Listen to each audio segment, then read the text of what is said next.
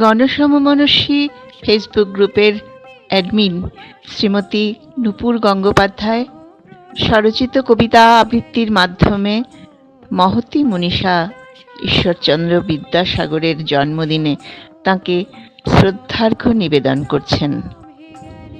বিদ্যাসাগর সমাগত বর্ম আকরি, কথার পরিচয় তোমার ভাষায়, আজি বর্ণ শব্দের চলাচল তোমার লেখনী ধারায়, জেগে ওঠে সর্বরী মনীষায়, ছড়ায়ে সুগন্ধ আতরি, আখ্যান মঞ্জরি কথা বলে কথামালা, বাস্তবে স্বপ্নের প্রকাশিত আঙিনায়, ব্রজের বিলাস শিক্ষায় ভাবনায়, হলাহল শূন্যের বর্মে, পূর্ণ শুদ্ধ মুখে থাকে অমৃত, পরতে পরতে যায় বর্ণমালা ঝঙ্কারি, জ্ঞানের সাগর সমাগত অহর্নিশ শব্দ তরঙ্গ ভেঙে ভেঙে ভেসে চলে যায় কত কালিদাস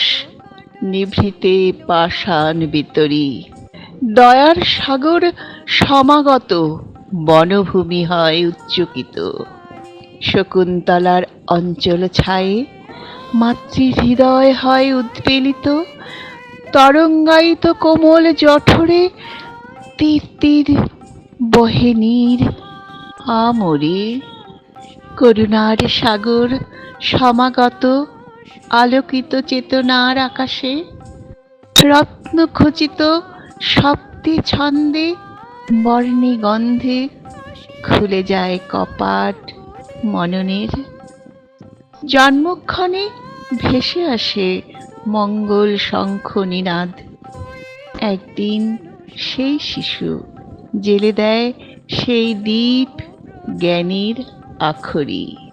দয়ার সাগর বিদ্যাসাগর তুমি, করুণার গঙ্গা তুমি, করুণা সাগর লহ প্রণাম,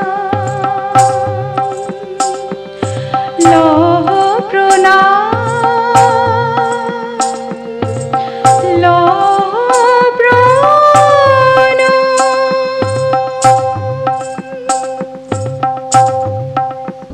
ঈশ্বরচন্দ্র বিদ্যাসাগরের রচিত চরিতাবলী থেকে কিছু অংশ পাঠ করে শোনাচ্ছেন শ্রীমতী কৃষ্ণা ভদ্র। আজ 26শে সেপ্টেম্বর, ঈশ্বরচন্দ্র বিদ্যাসাগর মহাশয়ের জন্মদিন। ছোটদের জন্য বহু লেখনীর মধ্য থেকে শিশুদের লেখাপড়ার উৎসাহ বৃদ্ধির জন্য সংক্ষেপে এবং সরল ভাষায় কিছু মহানুভব ব্যক্তির জীবনের ঘটনা উল্লেখ করে সংকলন করেছিলেন। সেখান থেকে একজন মহানুভব ডাক্তারের কথা পাঠ করে আমি তার প্রতি শ্রদ্ধা নিবেদন করছি। Doctor Adam. স্কটল্যান্ড অন্তর্পাতি মোরে নামক প্রদেশে ক্লেফোর্ড নামে এক গ্রাম আছে। ওই গ্রামে অ্যাডামের জন্ম হয়। তিনি অতি দুঃখী সন্তান, কিন্তু ভালো করিয়া লেখাপড়া শিখিবার তাঁর অতিশয় ইচ্ছা ছিল। যখন তিনি এডিনবরায় অধ্যয়ন করিতে যান, তখন তার খুব দুঃখের দশা। অল্প ভাড়ায় একটি ছোট ঘর লইয়া থাকিতেন। আহারেরও সংস্থান ছিল না। প্রায়শই কাঁচা ময়দা গুলিয়া খাইয়া প্রাণ ধারণ করিতেন। তৈলের অভাবে রাত্রিতে প্রদীপ জ্বালাইয়া পড়িতে পারিতেন না। সন্ধ্যার পর সহ অধ্যায়ীদের আলয়ে গিয়া পাঠ করিতেন। স্কটল্যান্ডে শীতের অতিশয় প্রাদুর্ভাব।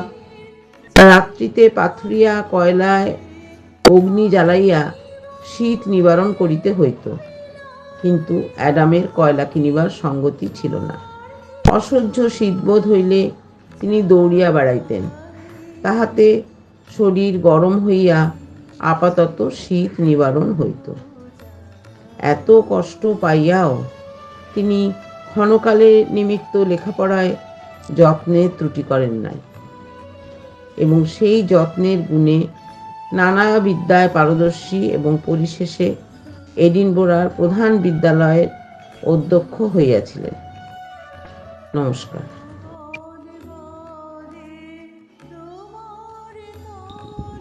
হে বিদ্যাসাগর, পূর্ব দিগন্তের বনে উপবনে নব উদ্বোধন গাথা উচ্ছ্বসিল বিস্মিত গগনে।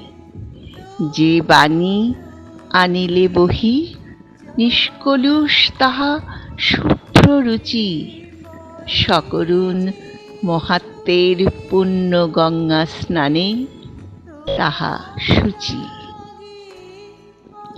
ইউটিউবার, ফেসবুক ওয়েবসাইট যাদের কাছ থেকে চিত্র ও আবহ সঙ্গীত গ্রহণ করেছি তাদের কৃতজ্ঞতা জানাচ্ছি এই অনুষ্ঠানে প্রত্যক্ষ বা পরোক্ষভাবে যাঁরা যোগদান করেছেন তাদের সকলকে। সমগ্র অনুষ্ঠানটি সম্পাদনা ও পরিচালনা করেছেন শ্রীমতী নূপুর গঙ্গোপাধ্যায়। তাঁকে সহযোগিতা করেছেন অ্যাডমিনগণ সহ সকল সদস্যবৃন্দ। এই অনুষ্ঠানটি সমাপ্তি এখানেই ঘোষণা করছি।